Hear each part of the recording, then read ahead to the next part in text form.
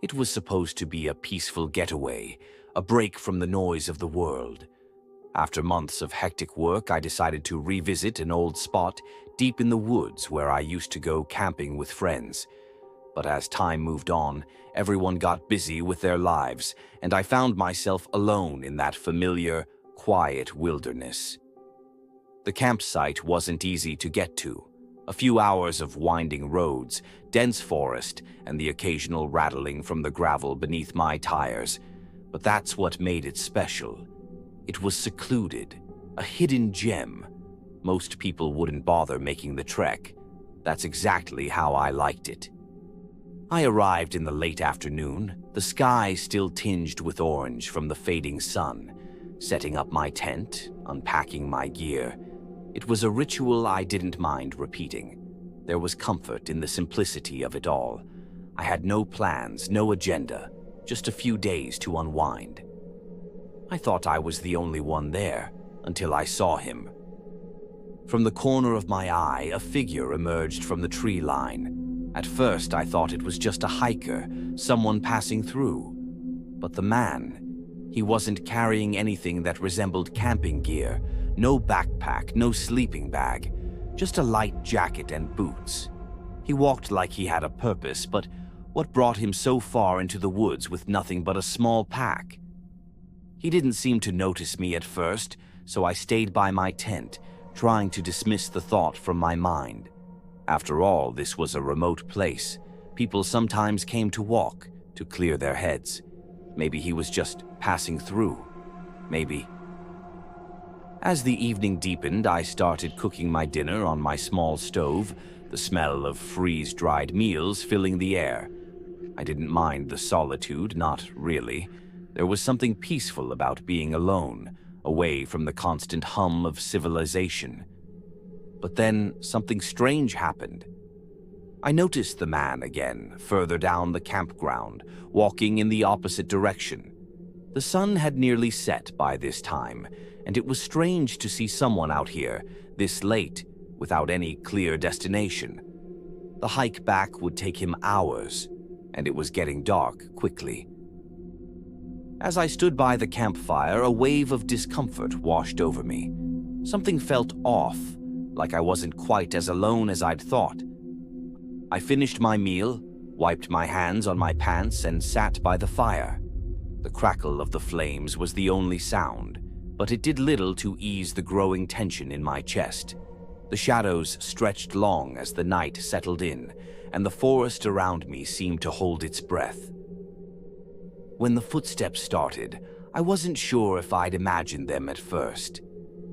It was the dead of night, pitch black. All I could hear was the faint crunch of leaves underfoot, closer now, then farther, then closer again. I froze. The footsteps were moving around the campsite, not in any specific pattern, just a slow, methodical pace. My heart began to race. I didn't know how long I had been asleep, but I knew something wasn't right. I grabbed my lantern and clicked it on, the dim light flickering to life. I unzipped the tent, my hand trembling slightly, and stepped outside. That's when I saw him. He was standing there, just beyond the reach of the lantern's light. About 30 feet away, his figure was shrouded in shadow. He didn't move, didn't speak. He just stood there like a dark silhouette against the tree line. Was it the same man from earlier? I couldn't be sure. It didn't matter. What mattered was the unsettling stillness of it all. A person doesn't just stand in the woods at night for no reason. "Hey," I called out, my voice wavering in the cool night air. "Are you okay?"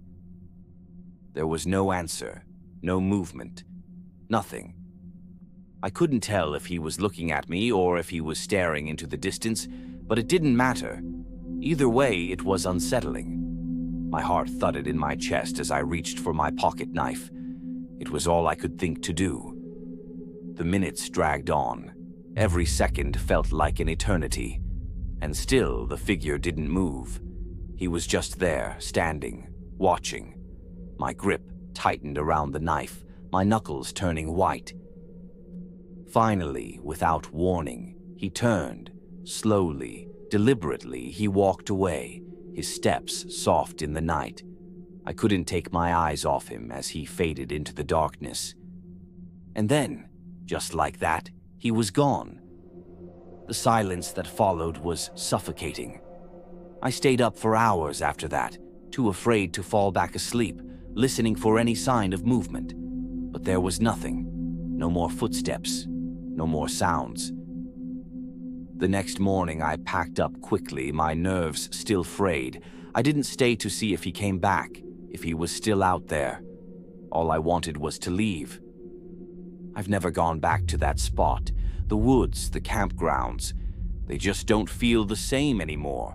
I don't know who that man was or what he wanted, but there's no denying the truth.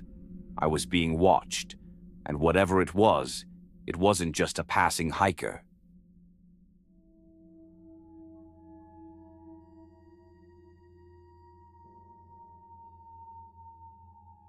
It had been a long, grueling week of hiking through the rugged hills of the English countryside. My friends and I, 4 in total, had been pushing ourselves to the limit, navigating the steep, mist-covered trails of the Blackmore Hills. The weather, as expected, was relentless. Cold, biting winds and the occasional downpour had tested our endurance, but we made it through.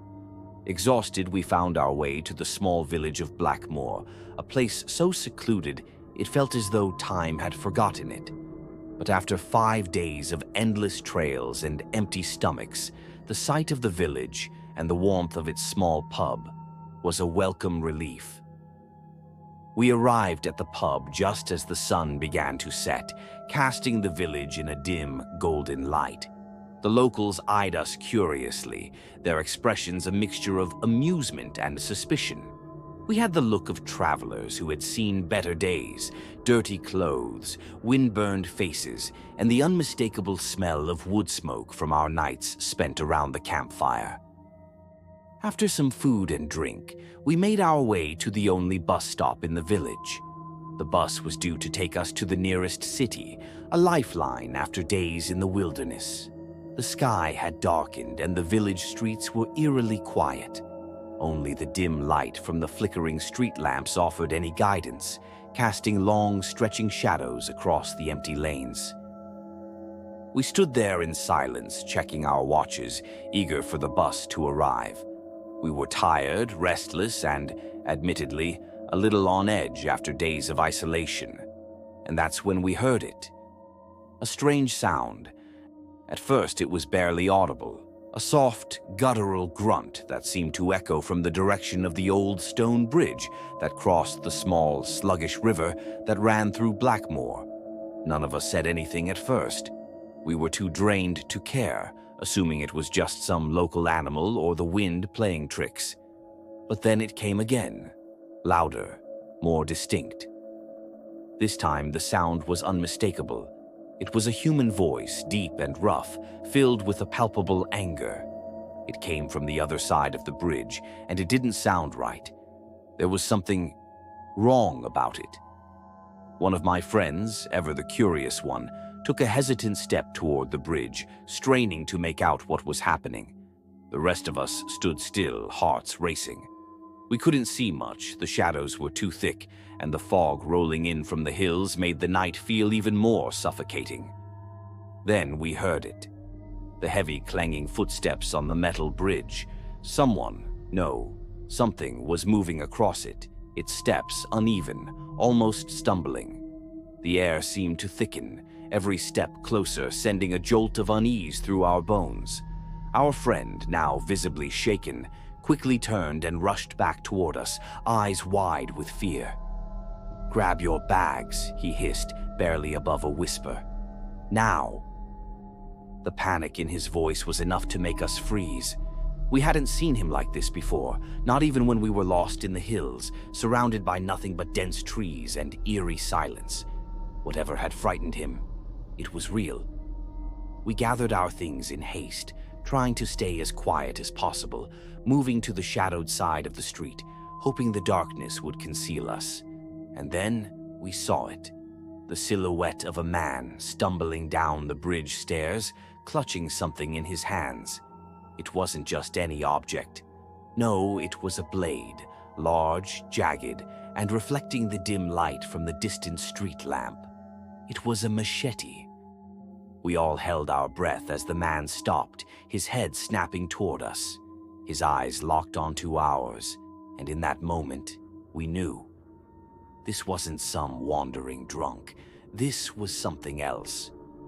"You think you can hide from me?" he shouted, his voice rough, distorted by whatever madness was taking hold of him.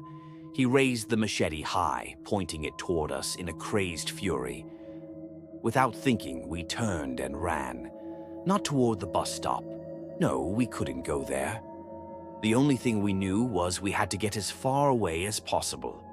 Down the narrow, dark streets, our footsteps echoing in the silence, our hearts pounding in our chests. We didn't dare look back. We didn't know where we were running, just away. Away from him. From that thing. Minutes passed like hours. The fog seemed to close in on us, and every street corner felt like it was leading us into some deeper trap. We circled around, hoping to get back to the bus stop, but there was no sign of the bus. Then, from the corner of my eye, I saw him. The man. The machete-wielding figure had reappeared, emerging from one of the alleyways, still holding that blade. His movements were slower now, but the look in his eyes was no less terrifying. He was coming toward us. In that moment, we made a decision, one of desperation. We stood our ground. It was the only choice we had left. We pulled out whatever we could find, pocket knives, keys, anything that could serve as a weapon, and braced ourselves. The man's crazed approach stopped for a moment, a sneer twisting across his face. Then, from out of nowhere, the sound of an engine, loud and roaring, cut through the night. A police van careening around the corner, headlights flashing into the alleyway. For a brief, fleeting moment, time seemed to freeze. The man barely had time to react as the police van slammed to a halt. Officers poured out, tackling him to the ground with a sickening thud. His machete fell from his grip, clattering against the pavement. We stood there, breathless, as the officers restrained him. The village lights flickered on, windows opening to curious faces, but none of that mattered now. We were safe. The bus arrived moments later, as if on cue, its headlights piercing through the fog. We barely spoke as we climbed aboard, still in shock, unsure if what had just happened was real or if we had all been caught in some nightmare. The police took our statements, but we never truly spoke of it again. That night remains with me, a reminder that sometimes, even in the most peaceful places, the darkness can rise up and find you when you least expect it.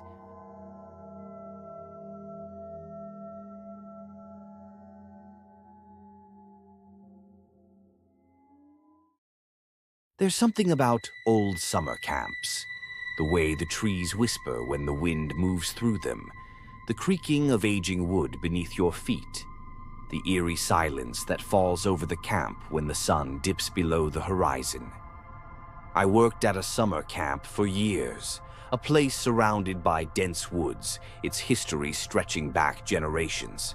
But the real history of that place, the kind you don't find in brochures, lingered in whispers, in shadows that moved when they shouldn't have, and sometimes in doors that opened on their own. One summer, during a routine missing camper drill, I was assigned to search the old day camp building, a structure that stood alone deep in the woods, away from the main campgrounds. I'd been inside before, but never alone, and never at dusk. As I approached, a chill settled over me, the kind that crawls up your spine when you know you're being watched. The wooden steps groaned beneath my weight as I reached for the door. My hands trembled as I turned the key, hesitating for just a second before stepping inside.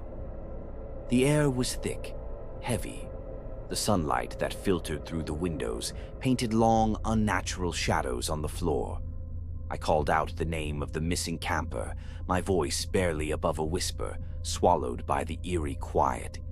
Each step I took sent a fresh wave of anxiety coursing through me.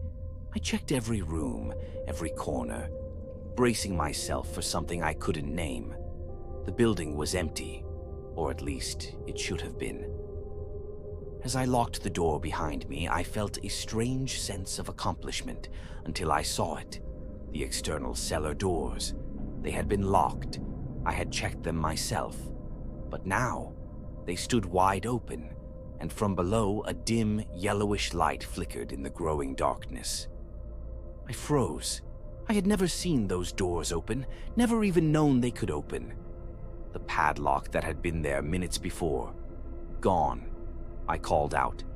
Not the way you call for a lost camper, but the way you call out to something you know is already watching you. I took a step forward, peering down the stairs. A single naked light bulb swung gently from the ceiling, casting erratic shadows against the cold stone walls. There was nothing down there, just dirt, broken steps, and something unseen that made my skin crawl. Then my walkie-talkie burst to life, nearly making me jump out of my skin. Swift's been found. Drill is over. I turned and ran. Back at camp, I wasn't the only one shaken. My friend Jack had a story of her own. During the drill, she passed a maintenance shed, another locked building that wasn't part of the search.